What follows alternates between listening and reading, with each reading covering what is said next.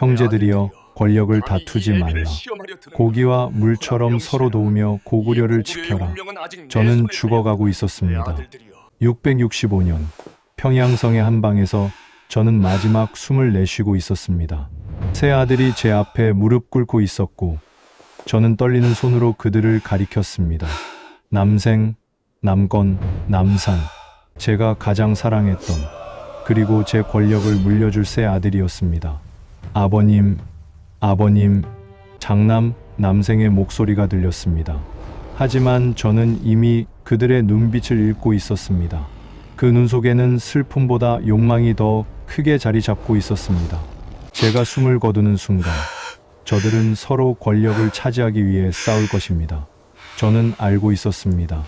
제가 만든 이 독재 체제가, 제가 쌓아올린 이 절대 권력이 결국 고구려를 멸망으로 이끌 것이라는 것을 말입니다. 하지만 이미 늦었습니다. 되돌릴 수 없었습니다. 숨이 끊어지기 직전 저는 23년 전 그날을 떠올렸습니다. 642년 10월 평양성에 피바람이 몰아치던 그날을 말입니다. 영유왕의 목을 베고 100여 명의 대신들을 살해했던 그날을 말입니다. 그날부터 저는 고구려의 지배자가 되었습니다. 왕이 아니면서도 왕보다 강력한 권력자가 되었습니다. 당 태종의 100만 대군을 막아냈던 안시성 전투. 20년 동안 계속된 전쟁, 승리와 영광의 순간들이 스쳐 지나갔습니다. 하지만 동시에 고통받는 백성들의 신음소리, 피로 물든 평양의 거리, 허수아비가 된 보장왕의 쓸쓸한 뒷모습도 함께 떠올랐습니다. 이런 상황이 벌어진 데에는 아주 충격적인 이유가 있었습니다. 저는 고구려를 지키기 위해 쿠데타를 일으켰습니다. 당나라에 굴복하려는 영유왕을 제거하고 강경한 대외 정책으로 조국을 수호하려 했습니다. 그 과정에서 저는 괴물이 되었습니다. 왕을 죽인 역적이 되었고 독재자가 되었습니다. 그리고 지금 저는 죽어가면서 깨달았습니다. 제가 당나라를 막는 데는 성공했지만 정작 고구려는 제 손자대에 망할 것이라는 것을 말입니다. 제가 만든 권력 구조가, 제가 세운 독재 체제가 바로 고구려 멸망의 씨앗이었던 것입니다. 눈을 감았습니다. 어둠이 몰려왔습니다. 마지막 순간 저는 스스로에게 물었습니다. 나는 영웅이었는가? 아니면 고구려를 망하게 한 독재자였는가? 하지만 답은 들을 수 없었습니다. 저는 이미 죽어가고 있었고 역사만이 저를 심판할 것이기 때문입니다. 이것이 저 연개 소문의 마지막이었습니다. 그리고 이것이 고구려 멸망의 시작이었습니다. 단 3년 후인 668년, 고구려는 역사 속으로 사라졌습니다. 제 세 아들이 권력을 놓고 싸우는 동안 당나라와 신라 연합군이 평양성을 함락시켰습니다. 700년 역사의 대제국이 무너진 것입니다. 그는 당나라 100만 대군을 막았지만 정작 고구려는 그의 손자대에 망했습니다. 이것이 권력의 역설이었고 이것이 연개소문이라는 한 남자의 비극이었습니다. 피로 물든 평양성. 642년 10월 평양성에 가을바람이 불고 있었습니다. 하지만 저는 그 바람을 느낄 여유가 없었습니다. 제 손에는 칼이 들려 있었고 제 앞에는 영유왕이 서 있었습니다. 연개소문, 내가 감히. 영유왕의 목소리가 떨리고 있었습니다. 하지만 저는 이미 결심을 굳힌 상태였습니다. 돌이킬 수 없는 강을 건너기로 한 것입니다. 그날을 이해하려면 먼저 제가 어떤 상황에 처해 있었는지 아셔야 합니다. 저는 서부대인이었습니다. 고구려의 군사를 총괄하는 망리지의 아들로 태어났고 아버지의 뒤를 이어 권력의 핵심에 서 있었습니다. 하지만 영유왕과 귀족들은 저를 두려워했습니다. 저의 야망을, 저의 강경함을 경계했습니다. 그해 초 영유왕은 저를 천리장성 감독관으로 임명했습니다. 표면적으로는 승진이었지만 실제로는 평양에서 저를 멀리 내보내기 위한 조치였습니다. 천리장성은 유동에서 부여까지 이어지는 거대한 방어선이었습니다. 612년 수나라의 침공 이후 고구려는 북방의 위협에 대비하기 위해 이 장성을 쌓기 시작했습니다. 저는 천리장성 건설 현장에서 백성들의 고통을 직접 목격했습니다. 수만 명의 백성들이 돌을 나르고 흙을 파고 성벽을 쌓았습니다. 그들의 등은 햇볕에 그을렸고 손은 피투성이가 되었습니다. 하지만 더 견딜 수 없었던 것은 그들의 눈빛이었습니다. 희망을 잃은 지쳐버린 눈빛이었습니다. 대인, 이래서야 백성들이 버티지 못합니다. 부하가 말했습니다. 저도 알고 있었습니다. 하지만 영유왕의 명령이었습니다. 당나라와의 전쟁을 피하기 위해 방어선을 완성해야 한다는 명령이었습니다. 그런데 저는 그 과정에서 충격적인 사실을 알게 되었습니다. 영유왕이 당나라에 비밀 사절을 보내고 있었던 것입니다. 고구려의 지도를 당나라에 바치고 신하의 예를 갖추겠다는 밀서를 보내고 있었습니다. 표면적으로는 강경책을 펴는 척하면서 뒤로는 굴욕적인 화친을 추진하고 있었던 것입니다. 저는 분노로 온몸이 떨렸습니다. 고구려는 700년 역사를 가진 대제국이었습니다. 광개토대왕과 장수왕의 피를 이어받은 나라였습니다. 그런 나라의 왕이 오랑캐에게 무릎을 꿇으려 한다니 저는 받아들일 수 없었습니다. 하지만 더 큰 문제가 있었습니다. 영유왕과 귀족들이 저를 제거하려는 계획을 세우고 있었던 것입니다. 천리장성 건설 현장에서 저를 암살하려는 음모가 진행되고 있었습니다. 평양에서 온 밀정이 이 사실을 제게 알려주었습니다. 저는 선택의 기로에 섰습니다. 앉아서 죽음을 기다릴 것인가, 아니면 먼저 움직일 것인가. 저는 후자를 택했습니다. 아니, 택할 수밖에 없었습니다. 642년 10월, 저는 비밀리에 평양으로 돌아왔습니다. 그리고 제 신복들과 함께 거사를 준비했습니다.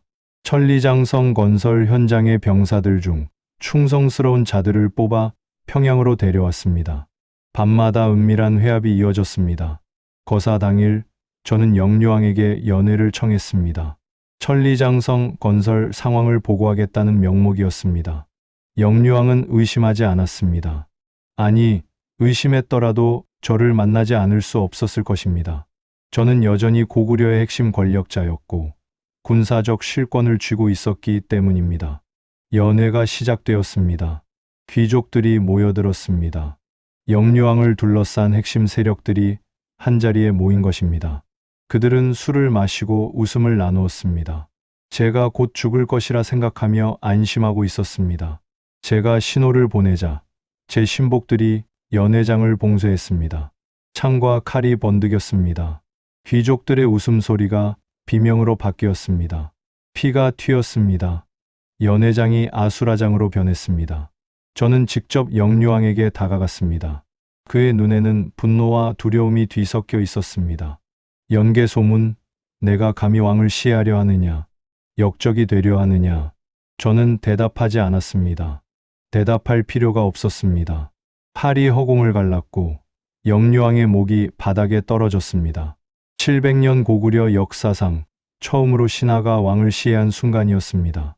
그날 밤 저는 100명이 넘는 대신들을 죽였습니다. 어떤 기록에는 180명이라고도 합니다. 정확한 숫자는 저도 모릅니다.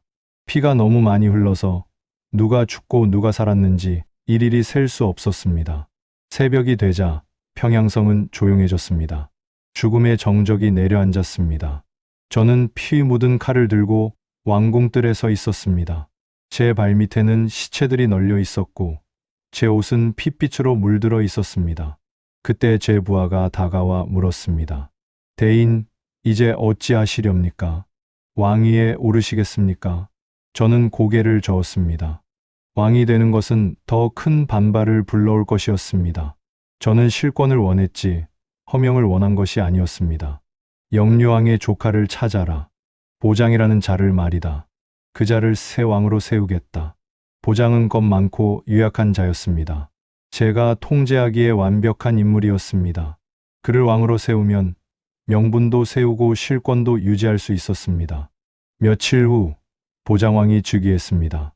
하지만 모든 사람이 알고 있었습니다. 진짜 권력자는 왕이 아니라 저 연개소문이라는 것을 말입니다. 저는 망리지에 위해 대망리지라는 직책을 만들어 스스로 취임했습니다. 고구려 역사상 유례없는 직책이었습니다. 왕 바로 아래, 하지만 실제로는 왕 위에 군림하는 자리였습니다. 쿠데타 직후 저는 복잡한 감정에 휩싸였습니다. 성공의 기쁨도 있었지만 동시에 씁쓸함도 있었습니다. 저는 역적이 되었습니다. 왕을 시해한 대역죄인이 되었습니다. 역사는 저를 어떻게 기록할 것인가? 영웅으로 기록할 것인가? 아니면 역적으로 기록할 것인가? 하지만 후회할 시간은 없었습니다. 당나라가 움직이기 시작했기 때문입니다. 당 태종은 영유왕의 죽음을 빌미로 고구려 원정을 준비하고 있었습니다. 저의 쿠데타가 결국 전쟁의 명분이 된 것입니다. 어쩌면 영유왕이 옳았는지도 모릅니다. 당나라와 화친을 맺고 평화를 유지하는 것이 백성들을 위한 길이었는지도 모릅니다. 하지만 저는 그 길을 선택할 수 없었습니다. 굴욕적인 평화보다는 명예로운 전쟁을 택했습니다. 그것이 제 신념이었고 그것이 제 길이었습니다. 642년 겨울, 저는 평양성 성벽에 서서 북쪽을 바라보았습니다. 곧 당나라의 대군이 몰려올 것이었습니다. 수십만, 아니 100만이 넘는 대군이 고구려를 향해 진군할 것이었습니다. 저는 이를 악물었습니다. 선택은 이미 내려졌습니다. 이제 남은 것은 싸우는 것뿐이었습니다. 고구려를 지키기 위해, 아니 제가 만든 이 권력을 지키기 위해 저는 싸워야 했습니다. 바람이 불었습니다. 차가운 겨울바람이었습니다. 하지만 저는 추위를 느끼지 못했습니다. 제 가슴 속에는 불이 타오르고 있었기 때문입니다. 복수의 불, 야망의 불, 그리고 조국의 불이 타오르고 있었습니다. 영유왕의 피가 묻은 손으로 저는 고구려의 운명을 쥐게 되었습니다. 그리고 그 손으로 저는 당나라 100만 대군과 맞서 싸우게 될 것이었습니다. 하지만 그때 저는 알지 못했습니다. 제가 흘린 피가 결국 더 큰 피를 부를 것이라는 사실을 말입니다. 제가 만든 이 권력 구조가 결국 고구려를 멸망으로 이끌 것이라는 사실을 말입니다. 역사는 때로 잔인합니다. 영웅과 역적의 경계는 생각보다 얇습니다. 그리고 그 경계 위에서 저 연개소문은 위태롭게 균형을 잡고 있었습니다. 안시성의 88일, 645년 봄, 당 태종 이세민이 직접 대군을 이끌고 고구려로 향했습니다. 10만이라고도 하고 30만이라고도 했습니다. 어떤 기록에는 100만이라고도 적혀 있습니다. 정확한 숫자는 중요하지 않았습니다. 중요한 것은 중원 천하를 통일한 당나라의 황제가 직접 출정했다는 사실이었습니다. 저는 평양성에서 전황 보고를 받으며 이를 악물었습니다. 예상했던 일이었습니다. 쿠데타를 일으킨 순간부터 이 전쟁은 피할 수 없었습니다. 당 태종은 영유왕 시해를 명분으로 삼았지만 실제로는 오래전부터 고구려 정벌을 꿈꿔왔습니다. 저는 그저 그에게 좋은 구실을 제공했을 뿐이었습니다. 대망리지, 적의 선봉이 요동성에 도달했습니다. 전령의 보고가 이어졌습니다. 당군은 파죽지세로 진격해왔습니다. 계모성이 함락되었고 비사성이 무너졌습니다. 요동성마저 열흘 만에 함락되었습니다. 고구려의 방어선이 하나씩 무너지고 있었습니다. 저는 초조했습니다. 하지만 동요해서는 안 되었습니다. 저는 대망리지였고 고구려의 모든 군사를 지휘하는 최고 권력자였습니다. 제가 흔들리면 모든 것이 무너질 것이었습니다. 저는 작전을 세웠습니다. 정면 대결로는 당군을 이길 수 없었습니다. 그들의 병력은 우리보다 압도적으로 많았고 당 태종은 뛰어난 군사 전략가였습니다. 정면 승부를 피하고 성을 굳게 지키며 적을 지치게 만드는 것이 유일한 방법이었습니다. 저는 각 성의 성주들에게 명령을 내렸습니다. 성문을 굳게 닫고 끝까지 버티라고 말입니다. 식량을 비축하고 우물을 확보하고 성벽을 보강하라고 명령했습니다. 그리고 가장 중요한 것은 절대로 항복하지 말라는 것이었습니다. 당군은 백암성을 공격했습니다. 백암성주가 항복을 고려한다는 소식이 들려왔습니다. 저는 즉시 밀사를 보냈습니다. 항복하면 가족 모두를 처형하겠다는 협박과 함께 끝까지 버티면 후한 포상을 내리겠다는 약속을 전했습니다. 하지만 백암성은 결국 함락되었습니다. 성주가 성문을 열어 적을 맞아들인 것이었습니다. 저는 분노했습니다. 하지만 동시에 두려웠습니다. 다른 성주들도 같은 선택을 한다면 고구려는 순식간에 무너질 것이었습니다. 저는 더 강력한 조치가 필요했습니다. 항복한 성주의 가족들을 처형하고 그 소식을 전국에 알렸습니다. 잔인한 조치였지만 필요한 조치였습니다. 전쟁에서는 때로 잔인함이 자비보다 효과적입니다. 그해 여름, 당군은 안시성에 도달했습니다. 안시성은 요동 방어선의 핵심 거점이었습니다. 이 성이 무너지면 평양으로 가는 길이 열리는 것이었습니다. 당 태종도 이 사실을 알고 있었습니다. 그는 전력을 다해 안시성을 공격했습니다. 안시성주는 특별한 인물이었습니다. 후대의 양만춘이라 불리게 될 그 사람은 저와는 사이가 좋지 않았습니다. 제가 쿠데타를 일으켰을 때 그는 반대 의사를 표명했습니다. 왕을 시해한 역적을 인정할 수 없다고 말했습니다. 저는 그를 처벌하려 했습니다. 하지만 그의 군사적 능력이 필요했습니다. 그래서 그를 안시성주로 그대로 두었습니다. 지금 생각하면 그것이 고구려를 살린 결정이었습니다. 안시성 전투가 시작되었습니다. 당군은 성벽에 사다리를 걸고 기어올랐습니다. 투석기가 돌을 날렸고 화살이 비처럼 쏟아졌습니다. 하지만 안시성은 버텼습니다. 성주는 병사들과 함께 성벽 위에서 싸웠고 백성들까지 돌과 끓는 물을 나르며 방어에 참여했습니다. 저는 평양에서 지원군을 보냈습니다. 고연수와 고혜진이 이끄는 15만 대군이었습니다. 하지만 이 지원군은 주필산 전투에서 당군에게 대패했습니다. 3만 명이 넘는 병사가 전사하거나 포로가 되었습니다. 참혹한 패배였습니다. 소식을 들은 저는 한동안 말을 잃었습니다. 15만 대군이 괴멸되었습니다. 고구려의 정예의 병력이 한순간에 사라진 것이었습니다. 이제 안시성은 완전히 고립되었습니다.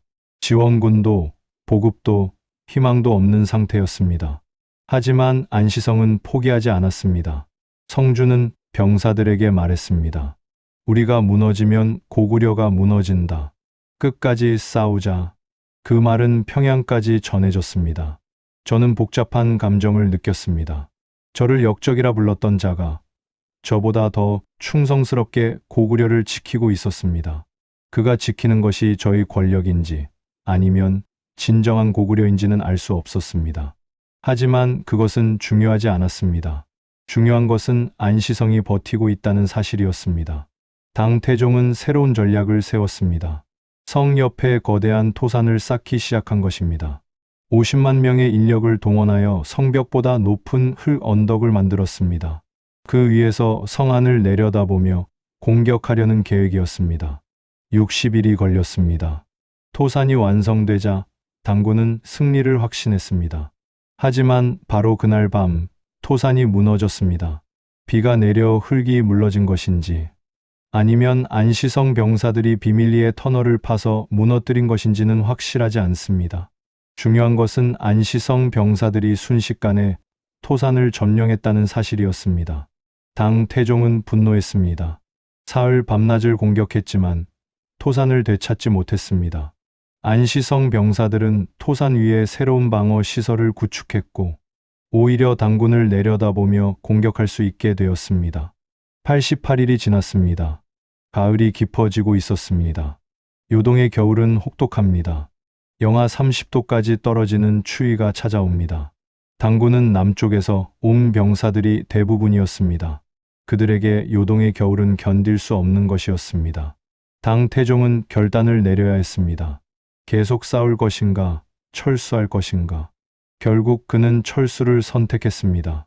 안시성 하나를 함락시키지 못하고 중원의 황제가 물러가는 것이었습니다. 철수하는 당군을 향해 안시성 위에서 북소리가 울려 퍼졌습니다. 성주가 성벽 위에 올라 당 태종에게 절을 올렸습니다. 승자의 예의였습니다. 패자에게 굴욕을 주는 것이 아니라 명예롭게 보내주는 것이었습니다. 당 태종은 그 모습을 보며 감탄했다고 합니다. 비단 백피를 안시성주에게 보내 그의 용맹을 치하했다고 합니다. 적장까지 인정한 승리였습니다. 저는 평양에서 이 소식을 들었습니다. 승리였습니다. 당나라 100만 대군을 물리친 것이었습니다. 수나라에 이어 당나라까지 물리쳤습니다. 고구려는 다시 한번 동아시아의 강자임을 증명했습니다. 하지만 기쁨은 오래가지 않았습니다. 전쟁의 상처가 너무 컸기 때문입니다. 요동 일대가 초토화되었습니다. 수만 명의 백성이 죽거나 포로가 되었습니다. 농토는 황폐해졌고 마을은 불탔습니다. 저는 전쟁터를 시찰했습니다. 폐허가 된 마을을 지나며 저는 백성들의 눈빛을 보았습니다. 그 눈빛 속에는 원망이 담겨 있었습니다. 승리의 기쁨보다는 상실의 슬픔이 더 컸습니다. 가족을 잃고 집을 잃고 모든 것을 잃은 사람들이었습니다. 대망리지께서 당나라를 물리치셨습니다. 신하들은 저를 칭송했습니다. 하지만 저는 알고 있었습니다. 이 전쟁이 제 쿠데타 때문에 시작되었다는 것을 말입니다. 제가 영유왕을 죽이지 않았다면 땅 태종에게 명분을 주지 않았을 것입니다. 물론 언젠가는 전쟁이 일어났겠지만 적어도 이렇게 빨리는 아니었을 것입니다. 승리한 자의 고뇌는 아무도 이해하지 못합니다. 패배한 자는 모든 것을 잃지만 승리한 자는 승리의 대가를 치러야 합니다. 저는 당나라를 물리쳤지만 그 대가로 수만 명의 백성을 잃었습니다. 그리고 이 전쟁은 끝나지 않을 것이었습니다. 당 태종은 돌아가면서 맹세했습니다. 반드시 다시 와서 고구려를 멸망시키겠다고 말입니다. 그리고 그 말대로 647년에 다시 침공이 있었습니다. 648년에도 있었습니다. 전쟁은 끝나지 않았습니다. 고구려는 20년 넘게 전쟁 상태에 놓이게 되었습니다. 저는 권력을 유지하기 위해 계속 싸워야 했습니다. 전쟁에서 지면 제 권력도 끝나기 때문입니다. 백성들은 지쳐갔지만 저는 멈출 수 없었습니다. 멈추는 순간 모든 것이 무너질 것이었습니다. 밤마다 저는 악몽을 꾸었습니다. 영유왕의 잘린 목이 저를 노려보았습니다. 전쟁터에서 죽은 병사들이 저를 원망했습니다. 하지만 아침이 되면 저는 다시 대망리지의 가면을 쓰고 정무를 보았습니다. 권력자에게 후회는 사치였습니다. 안시성 전투는 제 생애 최고의 승리였습니다. 하지만 동시에 그것은 고구려가 치러야 할 대가의 시작이었습니다. 당나라는 포기하지 않았고 고구려는 계속 피를 흘려야 했습니다. 그리고 저는 서서히 깨달아가고 있었습니다. 제가 지키려는 것이 고구려인지 아니면 제 권력인지 구분할 수 없게 되어가고 있다는 것을 말입니다. 허수아비, 왕과 독재자, 안시성 전투 이후 저는 고구려에서 가장 강력한 권력자가 되었습니다. 당나라를 물리친 영웅이었고 군사와 정치를 모두 장악한 절대자였습니다. 하지만 제 옆에는 여전히 왕이 있었습니다. 제가 세운 허수아비, 보장왕이 말입니다. 보장왕은 조용한 사람이었습니다. 영유왕의 조카로서 왕위에 올랐지만 실권은 전혀 없었습니다. 저는 그를 왕궁에 가두다시피 했습니다. 중요한 결정은 모두 제가 내렸고 보장왕은 그저 옥새를 찍는 역할만 했습니다. 처음에 보장왕은 저항하려 했습니다. 왕의 권위를 되찾으려 시도했습니다. 비밀리에 귀족들을 모아 저를 제거할 계획을 세웠습니다. 하지만 저의 밀정들이 모든 것을 보고했습니다. 저는 관련된 귀족들을 모조리 처형했습니다. 보장왕은 아무것도 할 수 없었습니다. 그날 이후 보장왕의 눈에서 빛이 사라졌습니다. 저는 그 눈빛을 아직도 기억합니다. 체념한 자의 눈빛, 모든 것을 포기한 자의 눈빛이었습니다. 왕이라는 자리가 감옥이 되어버린 사람의 눈빛이었습니다. 어느 날 제가 정무를 보고하러 왕궁을 방문했을 때였습니다. 보장왕은 창밖을 바라보고 있었습니다. 대망리지, 저 하늘에 새가 부럽소. 저는 대답하지 않았습니다. 보장왕이 말을 이었습니다. 새는 자유롭게 날 수 있지 않소. 이 궁궐 밖으로 저 산 너머로 말이오. 저는 그제야 입을 열었습니다. 전하, 새도 자유롭지 않습니다. 매에게 쫓기고 사냥꾼에게 잡힙니다. 이 세상에 진정 자유로운 존재는 없습니다. 보장왕은 쓸쓸하게 웃었습니다. 그 웃음이 오래도록 제 귓가에 맴돌았습니다. 저는 왕을 가두고 있었지만 어쩌면 저 역시 권력이라는 감옥에 갇혀 있었는지도 모릅니다. 세월이 흘렀습니다. 당나라와의 전쟁은 계속되었습니다. 647년, 648년, 그리고 그 이후로도 크고 작은 전투가 이어졌습니다. 당 태종은 649년에 죽었지만 그의 아들 고종도 고구려 정벌의 꿈을 포기하지 않았습니다. 저는 20년 넘게 전쟁을 치렀습니다. 병사를 징집하고 식량을 거두고 성벽을 쌓았습니다. 백성들은 지쳐갔습니다. 농사 지을 시간도, 가족과 함께할 시간도 없었습니다. 젊은이들은 전쟁터로 끌려갔고 늙은이들은 성벽 공사에 동원되었습니다. 어느 해 겨울, 저는 지방을 순시하다가 한 마을에 들렀습니다. 마을은 텅 비어 있었습니다. 남자들은 모두 전쟁터에 나가고 여자들과 아이들만 남아 있었습니다. 한 노파가 제 앞에 무릎을 꿇었습니다. 대망리지 나리, 제 아들을 돌려주십시오. 세 아들이 모두 전쟁터에 나갔는데 둘은 이미 죽었고 하나만 남았습니다. 그 아이마저 죽으면 저는 어떻게 살아야 합니까? 저는 아무 말도 할 수 없었습니다. 위로의 말을 건넬 수도, 약속을 할 수도 없었습니다. 전쟁은 계속되어야 했고 병사는 계속 필요했습니다. 저는 그저 돌아섰습니다. 노파의 울음소리가 등 뒤에서 들려왔습니다. 그날 밤 저는 잠을 이루지 못했습니다. 제가 지키려는 것이 무엇인지 스스로에게 물었습니다. 고구려인가 아니면 제 권력인가? 처음에는 분명했습니다. 당나라의 침략을 막고 조국을 지키는 것이 목표였습니다. 하지만 20년이 지난 지금 그 경계가 흐려지고 있었습니다. 저는 권력을 놓을 수 없었습니다. 권력을 놓는 순간 저는 역적이 될 것이었습니다. 영유왕을 죽인 대역죄인으로 처형당할 것이었습니다. 제 가족도 모두 죽을 것이었습니다. 그래서 저는 더 강하게 권력을 움켜쥐어야 했습니다. 저는 아들들에게 권력을 나누어 주기 시작했습니다.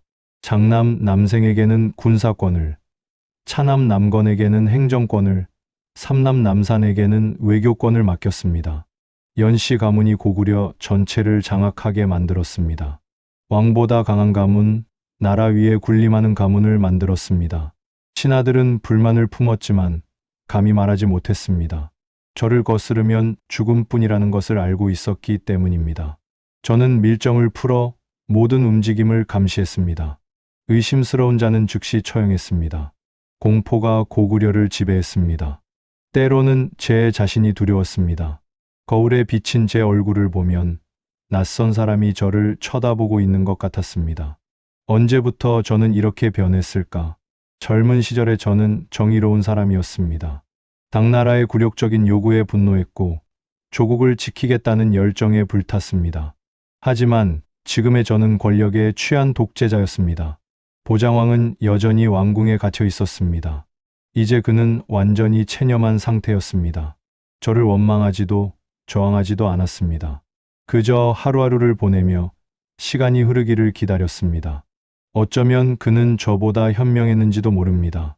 권력의 허무함을 일찌감치 깨달았으니 말입니다. 655년, 저는 환갑을 넘긴 나이가 되었습니다. 몸이 예전 같지 않았습니다. 기침이 잦아지고 밤마다 식은땀을 흘렸습니다. 의원들은 걱정스러운 표정으로 저를 진찰했지만 뚜렷한 병명을 말하지 못했습니다. 그저 쉬어야 한다고만 했습니다. 하지만 저는 쉴 수 없었습니다. 당나라의 위협은 여전했고 내부의 불만도 커지고 있었습니다. 저는 매일 새벽에 일어나 정무를 보았습니다. 지칠 줄 모르는 것처럼 보였지만 실제로는 지쳐가고 있었습니다. 660년, 충격적인 소식이 전해졌습니다. 백제가 멸망한 것입니다. 당나라와 신라 연합군이 백제를 공격하여 함락시켰습니다. 의자왕은 당나라로 끌려갔고 700년 역사의 백제가 한순간에 사라졌습니다. 저는 두려움을 느꼈습니다. 다음은 고구려 차례라는 것을 알고 있었습니다. 백제가 무너진 이상 당나라와 신라는 모든 힘을 고구려에 집중할 것이었습니다. 남쪽에서 신라가, 서쪽에서 당나라가 동시에 공격해올 것이었습니다. 저는 방어 태세를 강화했습니다. 모든 성의 병력을 증강하고 식량을 비축하게 했습니다. 하지만 마음 한편에서는 불안이 자라고 있었습니다. 과연 버틸 수 있을 것인가?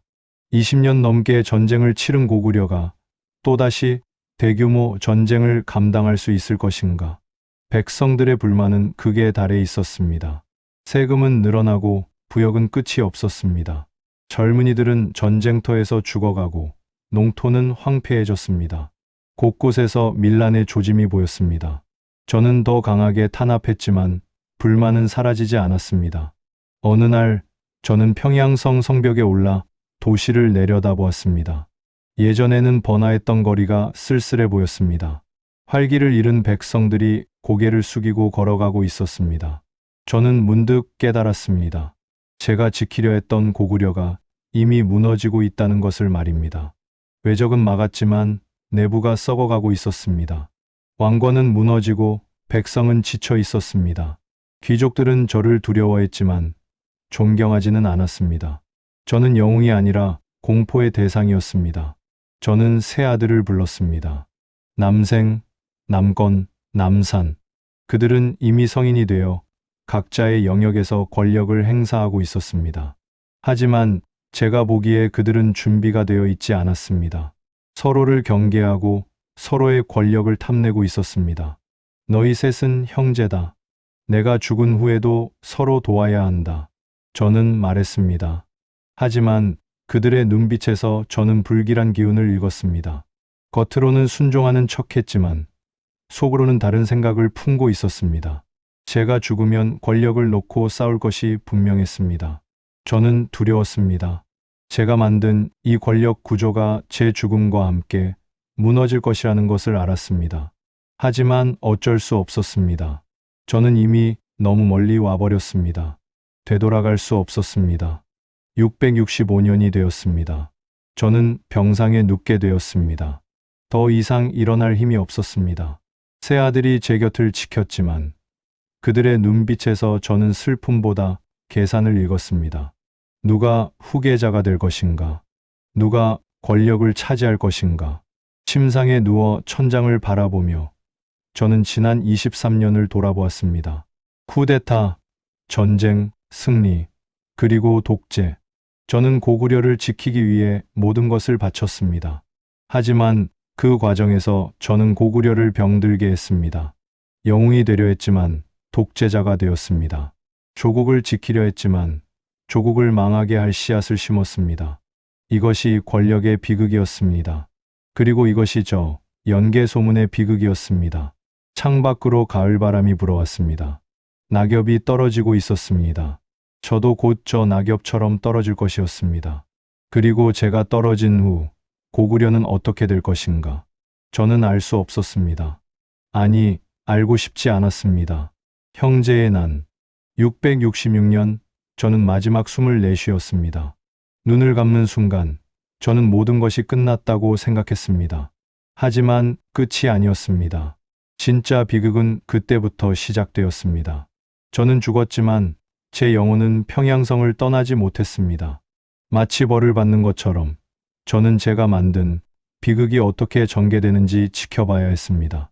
이것은 제가 죽어서 본 것인지 아니면 죽기 직전 예감한 것인지 알 수 없습니다. 하지만 모든 것이 너무나 선명했습니다. 제가 죽자마자 장남 남생이 대망리지 직을 이어받았습니다. 저는 생전에 그렇게 정해두었습니다. 장자 계승의 원칙을 따른 것이었습니다. 하지만 차남 남건과 삼남 남사는 이 결정에 불만을 품고 있었습니다. 그들도 권력을 원했습니다. 제가 나누어준 권한만으로는 만족하지 못했습니다. 남생은 대망리지가 된 후 첫 번째 임무로 지방 순시를 떠났습니다. 요동 지역의 방어 상황을 점검하고 지방 호족들의 충성을 확인하기 위해서였습니다. 이것은 필요한 일이었습니다. 당나라의 위협이 여전했기 때문입니다. 하지만 남생이 평양을 비운 것은 치명적인 실수였습니다. 아니, 어쩌면 실수가 아니라 운명이었는지도 모릅니다. 권력은 공백을 허용하지 않습니다. 누군가가 자리를 비우면 다른 누군가가 그 자리를 노립니다. 남건과 남산이 움직였습니다.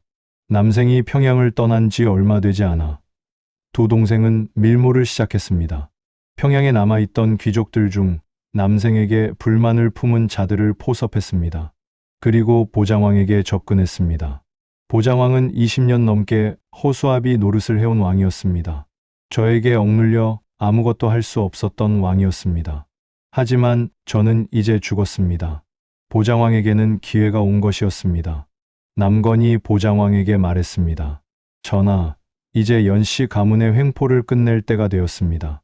남생은 아버지보다 더 포악한 자입니다. 그 자가 돌아오면 전하께서도 위험합니다. 보장왕은 망설였습니다. 하지만 결국 동의했습니다. 20년간 쌓인 분노가 폭발한 것이었습니다. 저를 향한 원한이 제 아들에게로 향한 것이었습니다.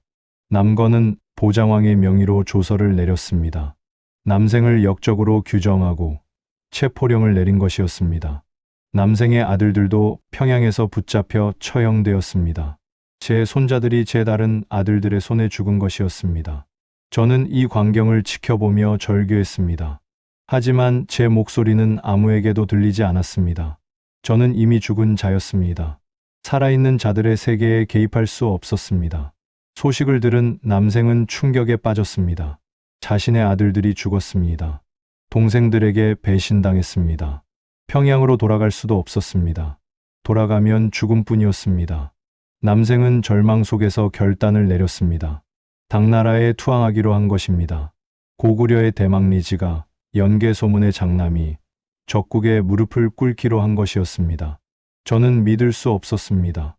제가 평생을 바쳐 싸웠던 당나라에 제 아들이 투항하다니, 이것은 배신이었습니다. 고구려에 대한 배신이자 저에 대한 배신이었습니다. 하지만 동시에 저는 알고 있었습니다. 남생을 그 지경으로 몬 것이 누구인가를. 저였습니다. 저는 아들들에게 권력의 맛을 가르쳤습니다. 서로 경쟁하게 만들었습니다. 형제 간의 정보다 권력이 중요하다는 것을 보여주었습니다. 저는 제 손으로 이 비극의 씨앗을 심었던 것입니다. 남생은 당나라 고종에게 항복 문서를 보냈습니다. 고구려의 지리와 군사 배치를 상세히 알려주겠다고 약속했습니다. 당나라 군대를 안내하여 평양성을 함락시키는데 협력하겠다고 맹세했습니다. 당 고종은 기뻐했습니다. 수십 년간 넘지 못했던 고구려의 성벽을 이제 내부에서 열어줄 자가 나타난 것이었습니다. 고종은 남생에게 높은 벼슬을 약속했습니다. 그리고 대군을 편성하기 시작했습니다. 667년 당나라와 신라 연합군이 고구려를 향해 진격해왔습니다. 이적이 이끄는 당군이 요동으로 쳐들어왔고 신라군은 남쪽에서 북상했습니다. 남생이 길을 안내했습니다. 그는 고구려의 모든 방어 체계를 알고 있었습니다. 어느 성이 약하고 어느 길이 비어 있는지 모두 알고 있었습니다. 평양에서는 남건이 저항을 지휘했습니다. 하지만 상황은 절망적이었습니다. 요동의 성들이 하나씩 함락되었습니다. 20년 전 안시성에서 보여주었던 저항 정신은 어디에도 없었습니다. 백성들은 지쳐 있었고 병사들의 사기는 바닥이었습니다. 저는 안시성 전투 때를 떠올렸습니다. 그때 고구려는 하나로 뭉쳤습니다. 왕과 귀족과 백성이 함께 적에 맞섰습니다. 하지만 지금은 달랐습니다. 형제가 형제를 배신하고 백성은 나라를 버리고 있었습니다. 저는 깨달았습니다. 제가 만든 독재 체제가 고구려의 힘을 약화시켰다는 것을 말입니다. 왕권을 무너뜨리고 저 혼자 권력을 독점함으로써 저는 고구려의 중심을 무너뜨렸습니다. 구심점을 잃은 나라는 위기 앞에서 흩어질 수밖에 없었습니다. 남건은 필사적으로 싸웠습니다. 그것만은 인정해야 했습니다. 형을 배신한 자였지만 적어도 나라를 팔아먹지는 않았습니다. 하지만 이미 늦었습니다. 연합군의 병력은 압도적이었고 고구려의 저항은 점점 약해지고 있었습니다. 668년 가을, 평양성이 포위되었습니다. 성 안에는 식량이 바닥나고 있었습니다. 병사들은 굶주리고 있었고 백성들은 절망에 빠져 있었습니다. 남건은 성벽 위에서 적군을 바라보며 이를 갈았지만 할 수 있는 것이 없었습니다. 어느 날 밤 평양성 안에서 반란이 일어났습니다. 승려 신성이 이끄는 무리가 성문을 열어버린 것이었습니다. 더 이상의 희생은 무의미하다고 판단한 것이었습니다. 아니면 살아남기 위해 적과 내통한 것이었습니다. 연합군이 성 안으로 밀려 들어왔습니다. 거리에서 전투가 벌어졌습니다. 고구려 병사들이 최후의 저항을 했지만 중과부적이었습니다. 하나둘씩 쓰러져 갔습니다. 남건은 끝까지 싸웠습니다. 팔이 부러질 때까지, 힘이 닿을 때까지 싸웠습니다. 결국 그는 포로가 되었습니다. 당나라로 끌려가 처형될 운명이었습니다. 보장왕도 붙잡혔습니다. 20년간 허수아비 노릇을 하다가 이제는 포로가 되었습니다. 그는 당나라로 끌려가 여생을 보내게 될 것이었습니다. 왕이라는 이름만 가졌을 뿐, 한 번도 진정한 왕이 되지 못했던 사람이었습니다. 저는 무너지는 평양성을 바라보았습니다. 700년 역사의 대제국이 무너지고 있었습니다. 주몽이 세우고 광개토대왕이 확장하고 장수왕이 전성기를 이끌었던 나라가 사라지고 있었습니다. 불길이 하늘을 물들였습니다. 비명소리가 밤하늘에 울려 퍼졌습니다. 시체가 거리에 널렸습니다. 이것이 고구려의 마지막이었습니다. 그리고 이것이 제가 만든 결과였습니다. 저는 울었습니다. 죽은 자도 울 수 있다면 저는 그때 울었습니다. 제가 지키려 했던 나라가 제 손으로 무너졌습니다. 제가 사랑했던 아들들이 서로를 죽이고 나라를 팔았습니다. 이보다 큰 벌이 어디 있겠습니까? 남생은 당나라에서 벼슬을 받았습니다. 고구려를 멸망시킨 공로였습니다. 그는 아버지의 나라를 팔아 영화를 누렸습니다. 하지만 그도 행복하지는 않았을 것입니다. 조국을 배신한 자의 영혼은 결코 평화로울 수 없기 때문입니다. 남건과 남산은 당나라로 끌려갔습니다. 그들의 이후 삶에 대해서는 기록이 많지 않습니다. 아마도 쓸쓸한 여생을 보냈을 것입니다. 권력을 위해 형을 배신했지만 결국 아무것도 얻지 못했습니다. 형제들이여, 권력을 다투지 말라. 제가 마지막으로 남긴 말이었습니다. 하지만 그들은 듣지 않았습니다. 아니, 듣고도 따르지 않았습니다. 권력의 유혹은 그토록 강했고 제가 가르친 것도 결국 권력의 논리였기 때문입니다. 저는 아들들을 탓할 수 없었습니다. 그들은 저를 닮았을 뿐이었습니다. 저도 권력을 위해 왕을 죽였습니다. 저도 권력을 위해 수많은 사람을 희생시켰습니다. 아들들은 아버지를 보고 배운 것이었습니다. 668년 9월, 고구려는 공식적으로 역사에서 사라졌습니다. 당나라는 평양에 안동도읍을 설치하고 고구려 땅을 지배하기 시작했습니다. 700년 역사가 막을 내렸습니다. 저는 마지막으로 평양성을 둘러보았습니다. 폐허가 된 궁궐, 불탄 거리, 텅 빈 성벽, 이것이 제가 남긴 유산이었습니다. 당나라를 막았지만 결국 고구려는 망했습니다. 제 손자대가 아니라 제 아들대에서 망했습니다. 역사의 심판은 가혹했습니다. 그리고 그 심판은 정당했습니다. 영웅인가, 역적인가. 고구려가 멸망한 후 저는 오랫동안 이 땅을 떠돌았습니다. 죽은 자의 영혼이 정말 떠도는 것인지 아니면 이것이 후대 사람들의 상상인지는 알 수 없습니다. 다만 저는 제 이름이 어떻게 불리는지 듣고 있었습니다. 1000년이 넘는 세월 동안 말입니다. 어떤 사람들은 저를 영웅이라 불렀습니다. 당나라 100만 대군을 물리친 위대한 장수, 고구려의 자존심을 지킨 불굴의 전사라고 칭송했습니다. 안시성 전투의 승리는 동아시아 역사에서 가장 빛나는 승리 중 하나로 기록되었습니다. 저는 수나라에 이어 당나라까지 물리친 유일한 인물이었습니다. 하지만 다른 사람들은 저를 역적이라 불렀습니다. 왕을 시해한 대역죄인, 나라를 망하게 한 독재자라고 비난했습니다. 제가 죽은 지 불과 2년 만에 고구려가 멸망했다는 사실은 부정할 수 없었습니다. 제 아들들의 권력 다툼이 멸망의 직접적인 원인이었다는 것도 부정할 수 없었습니다. 저는 어느 쪽이 맞는지 스스로에게 물었습니다. 1000년이 넘는 시간 동안 계속 물었습니다. 하지만 답을 찾기 어려웠습니다. 아니, 어쩌면 답이 하나가 아니었는지도 모릅니다. 642년 그날로 돌아가 봅니다. 저는 왜 쿠데타를 일으켰을까요? 영유왕이 당나라에 굴복하려 했기 때문입니다. 고구려의 지도를 바치고 신하의 예를 갖추려 했기 때문입니다. 저는 그것을 막으려 했습니다. 조국의 자존심을 지키려 했습니다. 하지만 솔직히 말하면 그것만이 이유는 아니었습니다. 영유왕과 귀족들이 저를 제거하려 했습니다. 저는 살아남기 위해 먼저 움직였습니다. 조국애와 자기 보존의 욕구가 뒤섞여 있었습니다.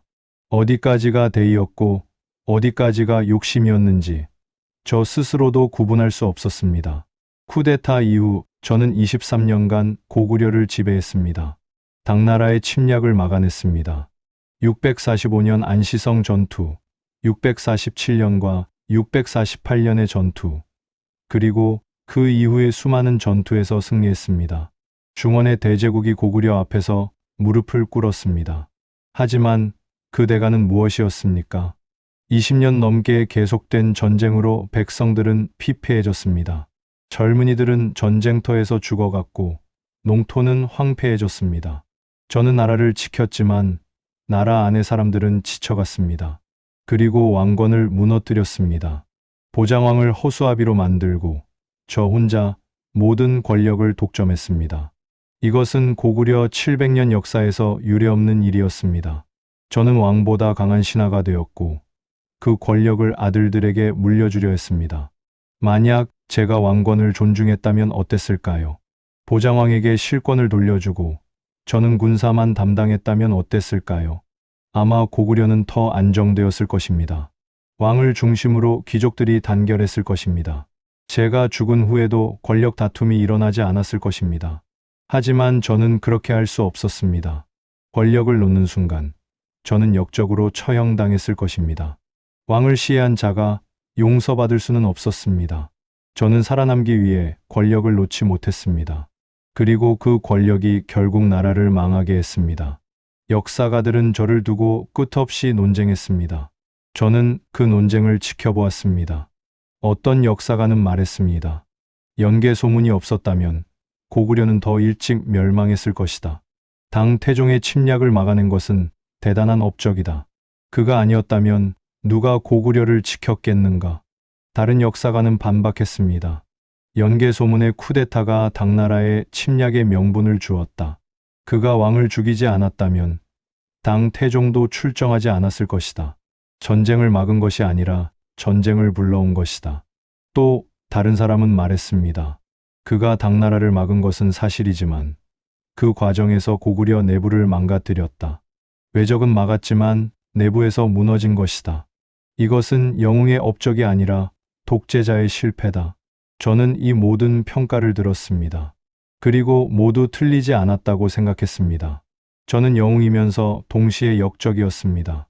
나라를 지키면서 동시에 나라를 망하게 했습니다. 이것은 모순이 아니었습니다. 이것이 바로 저 연개 소문이라는 인간의 진실이었습니다.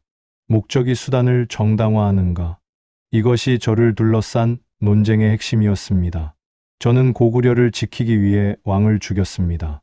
당나라를 막기 위해 독재 권력을 휘둘렀습니다. 목적은 정당했습니다. 조국을 지키는 것보다 더 숭고한 목적이 어디 있겠습니까? 하지만 수단은 정당했을까요? 왕을 죽이고 백성을 착취하고 권력을 독점한 것이 정당했을까요? 저는 답을 내리지 못했습니다. 아마 답이 없는 질문인지도 모릅니다. 역사 속의 모든 영웅들은 이 질문 앞에서 고민했을 것입니다. 그리고 저처럼 답을 찾지 못했을 것입니다. 다만 한 가지는 확실했습니다. 제가 내린 선택들이 고구려의 운명을 결정했다는 것입니다. 더 좋은 선택이 있었는지, 다른 길이 있었는지는 알 수 없습니다. 하지만 제가 선택한 길이 이 결과를 낳았다는 것은 부정할 수 없었습니다. 세월이 흘러 고구려 유민들이 각지로 흩어졌습니다. 어떤 이들은 당나라에 동화되었고, 어떤 이들은 신라로 들어갔습니다. 또 어떤 이들은 북쪽으로 올라가 훗날 발해를 세웠습니다. 698년 대조영이 발해를 건국했습니다. 고구려 유민들이 세운 나라였습니다. 저는 그 소식을 듣고 작은 위안을 느꼈습니다. 고구려는 멸망했지만 그 정신은 이어지고 있었습니다. 제가 지키려 했던 것이 완전히 사라진 것은 아니었습니다. 발해는 해동성국이라 불리며 200년 넘게 번영했습니다. 고구려의 옛 땅 상당 부분을 되찾았습니다. 저는 그것을 보며 생각했습니다. 나라는 망해도 민족은 살아남는다고. 제가 지킨 것은 성벽이나 궁궐이 아니라 고구려인의 정신이었다고. 하지만 그것조차 자기 위안인지도 모릅니다. 저는 여전히 제 선택들을 정당화하려 애쓰고 있었습니다. 죽어서도 그 버릇은 사라지지 않았습니다. 1000년이 넘는 세월이 흘렀습니다. 고구려가 있던 땅에는 새로운 나라들이 세워지고 무너졌습니다. 고려가 일어났고 조선이 그 뒤를 이었습니다. 그리고 또다시 세월이 흘러 대한민국이 세워졌습니다. 사람들은 여전히 저를 기억하고 있었습니다. 교과서에 제 이름이 실렸고 드라마와 영화에 제 이야기가 나왔습니다. 어떤 작품에서는 영웅으로, 어떤 작품에서는 야심가로 그려졌습니다. 저를 아는 사람들은 여전히 논쟁했습니다. 그가 영웅인가, 역적인가? 저는 이제 그 논쟁에 답하고 싶습니다. 1000년 넘게 생각한 끝에 내린 결론입니다. 저는 둘 다였습니다. 영웅이면서 역적이었습니다. 조국을 사랑하면서 조국을 망하게 했습니다. 이것은 변명이 아닙니다. 있는 그대로의 사실입니다. 인간은 완전하지 않습니다. 영웅도 실수하고 역적도 좋은 일을 합니다. 저는 당나라를 막았지만 왕을 죽였습니다. 나라를 지켰지만 나라를 병들게 했습니다. 이 모든 것이 저라는 한 인간 안에 공존했습니다. 후대의 사람들에게 전하고 싶은 말이 있습니다.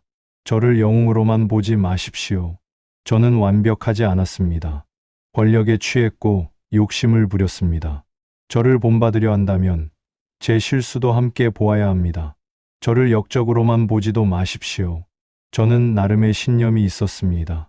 조국을 지키려는 열정이 있었습니다. 비록 방법이 잘못되었을지라도 목적만큼은 진심이었습니다. 역사는 단순하지 않습니다. 선과 악으로 나눌 수 없습니다. 저처럼 복잡한 인간들이 역사를 만들어 왔습니다.